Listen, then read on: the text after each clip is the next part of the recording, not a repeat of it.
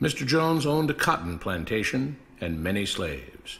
One day he was talking to the owner of the plantation next to his, and Mr. Jones was lamenting the fact that times were tough. He was having to work his slaves harder than ever, and was having trouble with some of them being disobedient or trying to run away. The other plantation owner said he knew someone who could help. Day 1. One day Mr. Jones called his slaves together so a man named Mr. Smith could talk to them.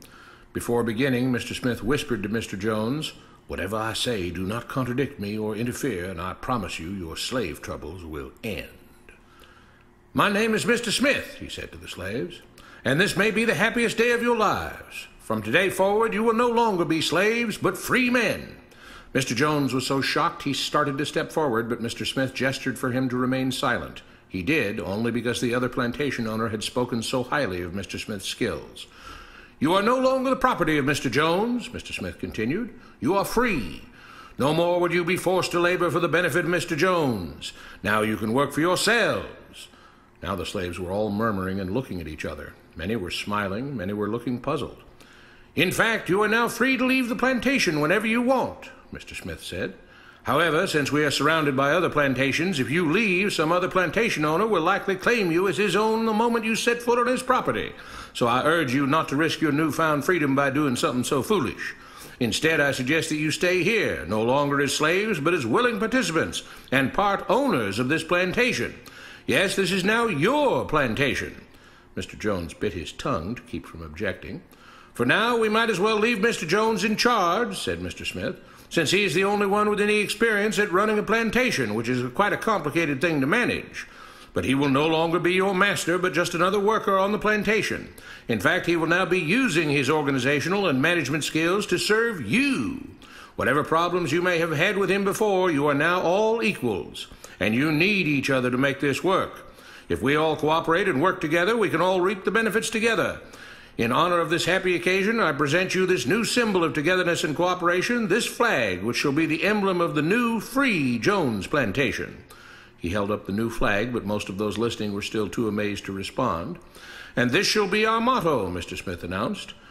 "We work together as free men for our mutual benefit, pledging our allegiance to the Jones Plantation, which stands for prosperity, liberty, and justice for all. To celebrate, everyone has the rest of the day off. Enjoy your freedom, do as you please, and be back here tomorrow morning, bright and early, so that we may begin work on this great and noble new endeavor as equal free men."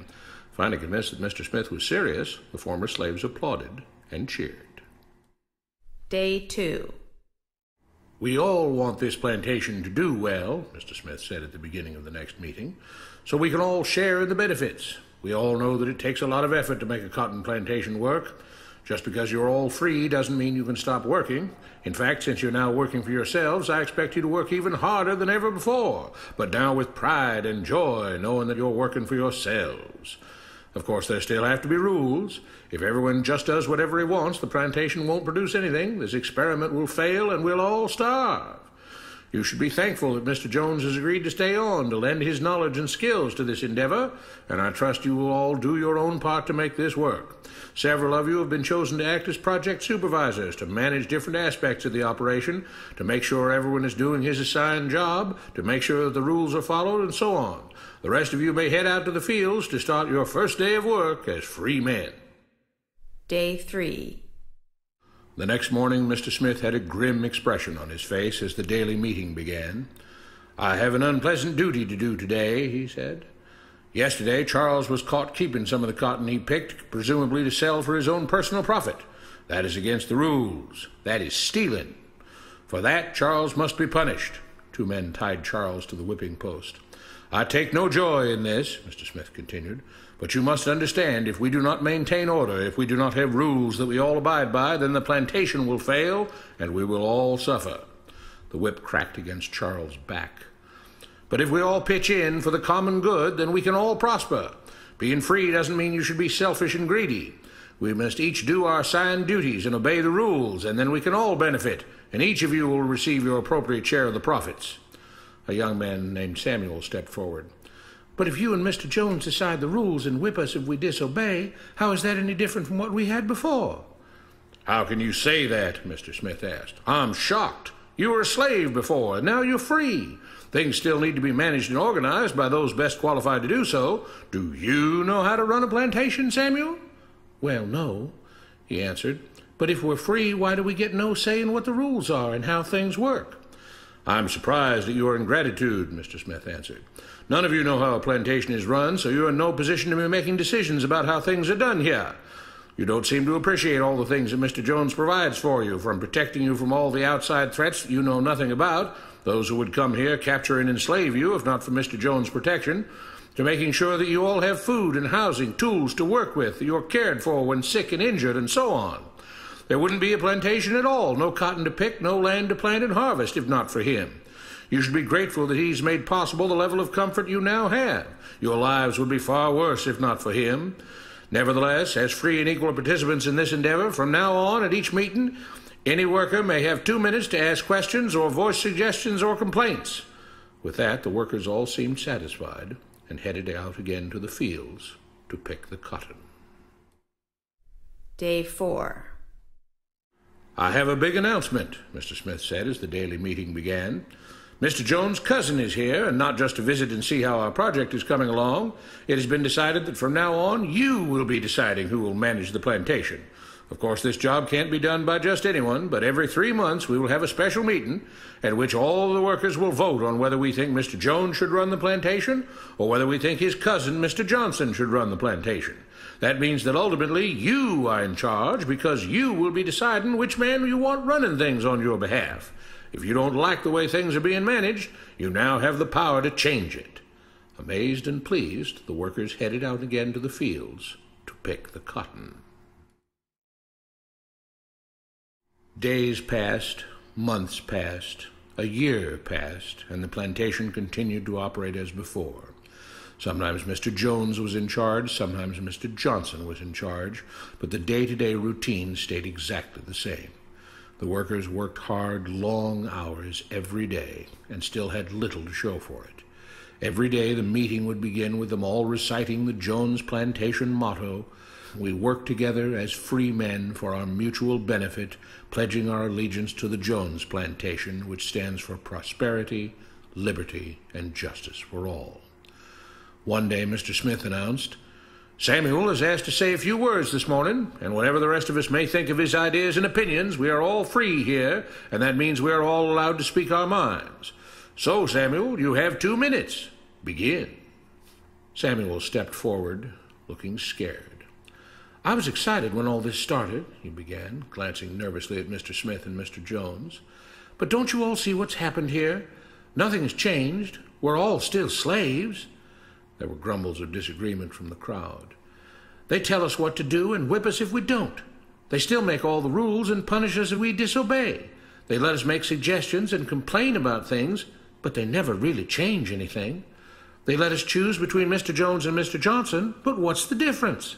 The situation stays the same. We do all of the work and they take as much as they want and decide how much they'll let us keep. They live in luxury, made rich by the cotton we pick. We do all the work and have to build our own huts, grow our own food, and take care of ourselves. They leave us just enough that we don't revolt or run away. This is not freedom. We're all still slaves. They've only changed the words they use, but nothing else has changed. They say we're all free and equal, but we're not. They command and we obey. That's not freedom. That's not equality. They say we're free to leave, but all that means is that we're free to be someone else's slave. Why should we work or obey the rules? We didn't agree to this. They made the system. They forced it on us. They control and rob us and call it freedom. They've deceived you into thinking that being able to choose which slave master you'll work for is the same as being free. It's not. Open your eyes. If you keep what you produce, they call it stealing. When they take what you produce, they call it sharing and fair distribution. Can't you see that this is all? Your time is up, Samuel, Mr. Smith announced calmly. At his gesture, 2 supervisors grabbed Samuel by the arms and led him to the whipping post. I'm sorry, Samuel, but you've broken the rules. There are rules against encouraging others not to work and encouraging others to break the rules. You're only hurting all of us with your discontentment and your complaining and your disobedience.